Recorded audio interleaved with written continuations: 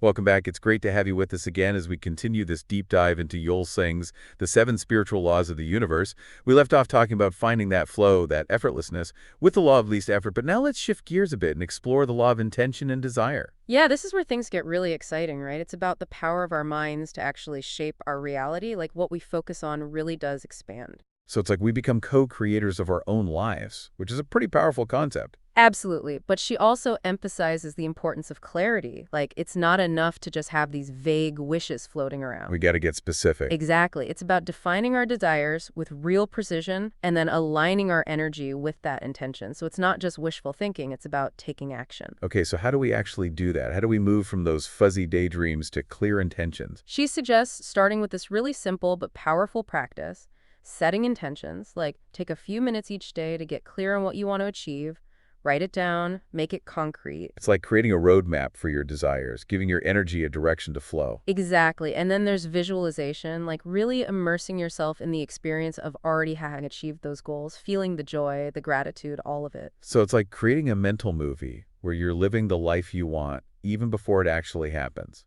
Right. And engaging all your senses, not just seeing it, but feeling it, smelling it, the whole experience.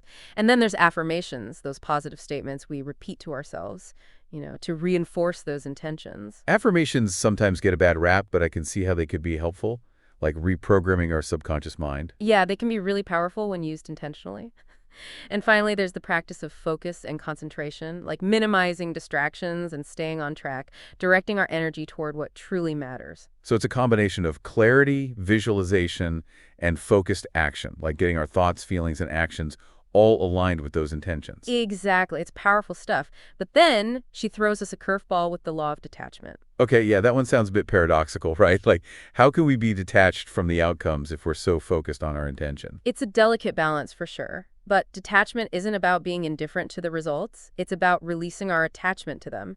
It's about acting with intention while surrendering to the flow, trusting that the universe has our back. So it's like letting go of that need to control the outcome, to force things to happen a certain way. Exactly. We need to make a clear distinction between detachment and indifference. Detachment is about acting with passion and purpose, but letting go of that need to dictate the results. It's about trusting the process. I'm starting to see the wisdom in that. It's like taking the pressure off, allowing things to unfold without that constant need for control. Right. And that's where the real freedom lies.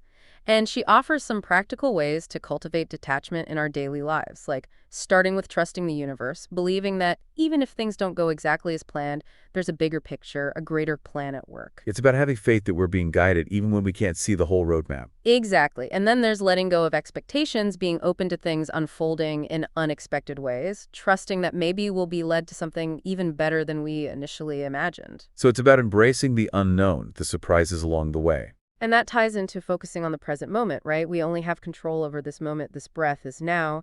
And by being present, we free ourselves from all that worry and anxiety about future outcomes, which we can't control anyway. So it's about savoring the journey rather than obsessing over the destination.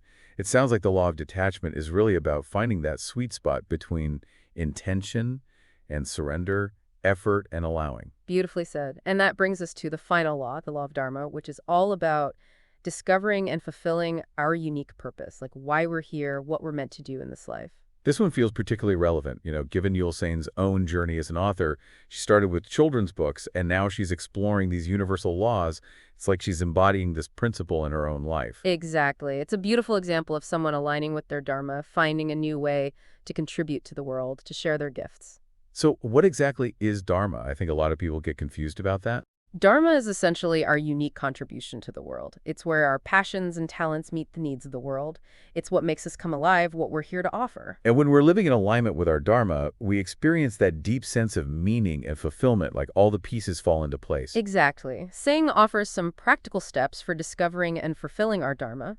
She suggests starting with self-reflection, like taking time to explore our passions and talents, asking ourselves, What lights me up? What do I love doing? What makes me lose track of time? It's about connecting with that inner spark, that unique essence that makes us who we are. And then there's exploring our interests, getting out there and trying new things, stepping outside our comfort zones and seeing what resonates with us, what feels aligned. It's like treating life as a grand experiment, a playground of possibilities. Exactly. And don't forget about serving others. Often our dharma involves contributing to something larger than ourselves, using our talents to make a positive impact on the world. It could be volunteering, supporting a cause we believe in, or just being kind and helpful in our everyday interactions. It's about recognizing that our dharma is often intertwined with the well-being of others, that by helping others, we're actually fulfilling our own purpose. And finally, she emphasizes living with purpose, aligning our actions with our values and our dharma, making choices that reflect who we truly are and what we're here to do. So it's about weaving our dharma into the fabric of our daily lives, making it an integral part of who we are. Exactly. It's about making choices that feel aligned, that bring us closer to fulfilling our unique potential.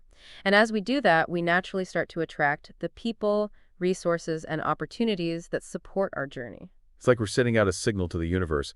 This is who I am. This is what I'm here to do. And the universe responds by saying, okay, here's what you need. Beautifully said. And it's important to remember that discovering and fulfilling our dharma is an ongoing journey, not a destination. It's something we continue to explore and evolve throughout our lives. It's a process of unfolding. It's like a dance, a constant exploration of our unique potential.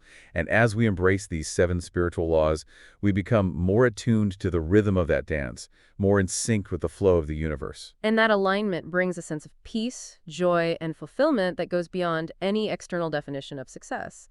And speaking of success, stay tuned for part 3 of our deep dive, where we'll be diving into your questions and exploring how to put these principles into practice in a real, tangible way.